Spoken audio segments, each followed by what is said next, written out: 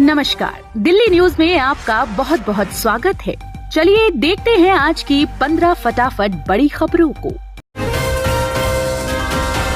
उपराज्यपाल ने दिल्ली सरकार को सदन में जल्द बजट पेश करने को कहा। उपराज्यपाल वीके सक्सेना ने दिल्ली सरकार को जल्द सदन के पटल पर बजट रखने को कहा है। इसे लेकर उन्होंने मुख्यमंत्री अरविंद केजरीवाल को पत्र लिखकर कहा है कि 19 फरवरी को ही राष्ट्रपति ने बजट को मंजूरी दे दी थी। इसके बावजूद बजट को सदन के पटल पर नहीं रखा गया। एलजी ने सीएम केजरीवाल से दिल्ली में आयुष्मान भारत स्वास्थ्य योजना लागू करने को कहा। उपराज्यपाल वीके सक्सेना ने मुख्यमंत्री अरविंद केजरीवाल से दिल्ली में आयुष्मान भारत स्वास्थ्य योजना लागू करने को कहा। उन्होंने कहा कि इसके क्रियान्वयन न होने से गरीब मरीजों को परेशानी हो रही है। इसके कार्यान्वयन न होने के कारण विशेष रूप से लाखों प्रवासी योजना के तहत लाभ से वंचित हैं। कर्मचारियों का बढ़ेगा महंगाई भत्ता, जल्द मिल सकती खुशखबरी। लोकसभा चुनाव से पहले केंद्रीय कर्मचारियों को बड़ी खुशखबरी मिलने वाली है। जानकारी के अनुसार मार्च के पहले सप्ताह में सरकारी कर्मियों के महंगाई भत्ते और रिटायर्ड लोगों के लिए महंगाई राहत भत्ते में 4% की बढ़ोतरी हो जाएगी। मौजूदा समय में डीए 40% की दर से मिल रहा है। यह दर 50% होते ही केंद्र सरकार के समक्ष 8वें वेतन आयोग के गठन की मांग रखी जाएगी। लोकसभा चुनाव 19 अप्रैल को, नतीजे 22 मई को। चुनाव आयोग ने बताई सच्चाई। लोकसभा चुनाव जैसे जैसे करीब आ रहे हैं, हर किसी की निगाहें चुनाव की तारीखों पर टिकी हुई हैं। चाहे राजनीतिक दल हो या फिर आम जनता, हर कोई यही जानना चाहता है कि चुनाव कब है। इन दिनों एक मैसेज तेजी से वायरल हो रहा है जिसमें दावा किया गया है कि लोकसभा चुनाव 19 अप्रैल को है। चुनाव आयोग ने इस मैसेज को पूरी तरह से फर्जी बताया है। इलेक्शन कमीशन ने कहा है कि चुनावों का ऐलान प्रेस कॉन्फ्रेंस के जरिए किया जाता है, न कि टेक्स्ट और व्हाट्सएप मैसेज के जरिए। संयुक्त किसान मोर्चा आज नेशनल और स्टेट हाईवे पर ट्रैक्टर लेकर करेंगे प्रदर्शन। एमएसपी समेत कई मांगों को लेकर किसान आंदोलनरत है। अन्नदाता पंजाब हरियाणा के बॉर्डर पर डटे हुए हैं। इसी बीच संयुक्त किसान मोर्चा ने आज WTO क्विट डे मनाने का ऐलान किया है। किसान संगठन ने कहा है कि खेती को WTO से बाहर रखें। साथ ही कहा कि किसान आज नेशनल और स्टेट हाईवे पर दोपहर 12 से शाम 4 बजे तक बिना यातायात बाधा के ट्रैक्टर खड़े करेंगे। 22 साल से फरार सिमी आतंकी हनीफ शेख गिरफ्तार, दिल्ली पुलिस ने भुसावल से पकड़ा। Students Islamic movement of India का आतंकी हनीफ शेख को 22 साल बाद पुलिस ने गिरफ्तार कर लिया है। 47 साल का हनीफ कई युवाओं को आतंकी ट्रेनिंग देता था और प्रतिबंधित संगठन की मैगजीन का एडिटर भी था। पुलिस ने हनीफ शेख को 2002 में भगोड़ा घोषित किया गया था। हनीफ पिछले 22 साल से फरार था। उसे 22 फरवरी को महाराष्ट्र के भुसावल से पकड़ा गया है, जहां हनीफ पहचान छिपाकर रहता था और एक उर्दू स्कूल में टीचर बन गया था। 8,897 करोड़ रुपए के 2000 के नोट अभी भी नहीं हुए जमा। आरबीआई ने 19 मई 2023 को 2000 के नोट वापस लेने का फैसला किया और लोगों से इसे जमा करने की अपील की गई।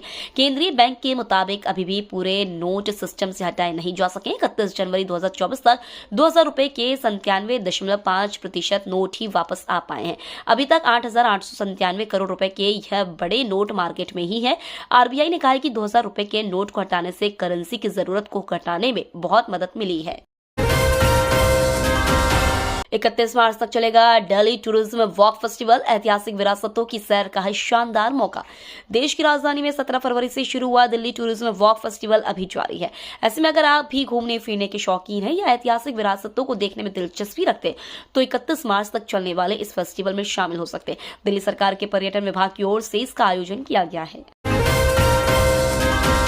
हाईकोर्ट के आदेश के खिलाफ सीएम केजरीवाल की याचिका पर आज सुनवाई। मानहानि मामले में दिल्ली के सीएम अरविंद केजरीवाल की दिल्ली हाईकोर्ट के आदेश को चुनौती देने वाली याचिका पर आज सुप्रीम कोर्ट सुनवाई करेगा। 2018 में social media influencer Dhruv Rathee की ओर से जारी एक वीडियो को सोशल मीडिया पर साझा करने से जुड़े आपराधिक मानहानि मामले में जारी समन को हाईकोर्ट के आदेश में बरकरार रखा गया था। गौरतलब है कि सुप्रीम कोर्ट की 2 जजों की पीठ इस मामले पर आज सुनवाई कर सकता है। कौशाम्बी के पटाखा फैक्ट्री में भीषण ब्लास्ट, कम से कम 8 लोगों की मौत। उत्तर प्रदेश के कौशाम्बी जिले में पटाखा फैक्ट्री में जबरदस्त ब्लास्ट होने की घटना सामने आई है। प्रारंभिक जानकारी के मुताबिक इस हादसे में करीब 8 लोगों के शव निकाले जा चुके हैं। वहीं कई लोग गंभीर रूप से घायल हो गए हैं। कई दमकल की गाड़ियां मौके पर पहुंच गई हैं। यह घटना जिले के कोखराज थाना के भरवारी कस्बे की है। पटाखा फैक्ट्री में अभी भी धमाका जारी है। फैक्ट्री से अब तक 10 लोगों के रेस्क्यू कर बाहर निकाला गया है। सभी की हालत बेहद चिंताजनक बताई जा रही है। पीएम मोदी ने गुजरात में किया भारत के सबसे लंबे केबल ब्रिज का उद्घाटन। चुनावी साल में प्रधानमंत्री नरेंद्र मोदी ने अपने गृह राज्य गुजरात को एक बड़ी और खास सौगात दी है। प्रधानमंत्री ने गुजरात में ओखा मुख्य भूमि और बेट द्वारका को जोड़ने वाले लगभग 2.32 किलोमीटर लंबे देश के सबसे लंबे केबल आधारित पुल सुदर्शन सेतु का उद्घाटन किया।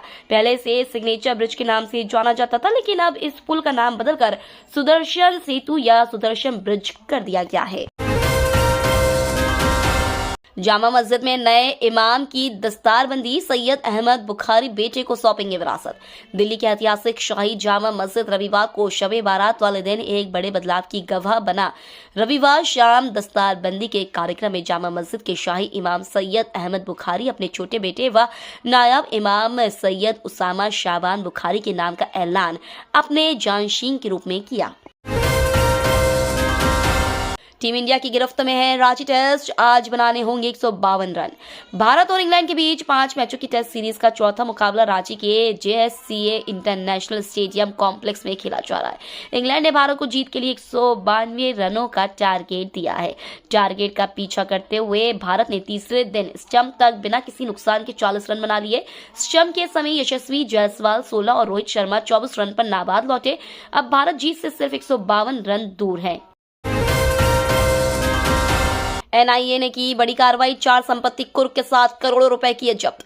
नार्को आतंकवाद के मामले में राष्ट्रीय जांच एजेंसी ने जम्मू कश्मीर में बड़ी कार्रवाई को अंजाम दिया। ANI ने इस मामले में घाटी में 4 संपत्तियों और 2 करोड़ 27 लाख रुपए जब्त किए हैं। बताया जा रहा है कि इस मामले में 2 प्रतिबंधित आतंकवादी संगठन लश्कर तैयबा और हिजबुल मुजाहिदीन भी शामिल है। NIA के मुताबिक कुपवाड़ा जिले के हंदवाड़ा में 4 आरोपियों की संपत्तियों को जब्त किया गया है। अब तक नार्को आतंकवाद के मामले में हंदवाड़ा में 12 आरोपियों को गिरफ्तार किया गया है।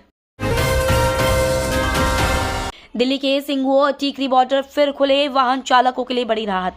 संयुक्त किसान मोर्चा ने दिल्ली चलो मार्च 29 फरवरी तक स्थगित कर दिया है। इसके बाद अब दिल्ली पुलिस ने हरियाणा से सटे बॉर्डर आंशिक रूप से फिर से खोल दिया गया है। दरअसल किसानों के दिल्ली चलो मार्च के मद्देनजर हरियाणा से लगे सिंघू और टीकरी बॉर्डर को करीब 2 हफ्ते से सील किया हुआ था। अब इन्हें वाहनों के लिए आंशिक रूप से खोला जा रहा है। सिंघू और टीकरी बॉर्डर खुलने से दिल्ली से हरियाणा जाने वालों को राहत मिलेगी। तो ये थी आज की बड़ी खबरें। डेली खबरों से अपडेट रहने के लिए चैनल को सब्सक्राइब करना बिल्कुल न भूलें। धन्यवाद।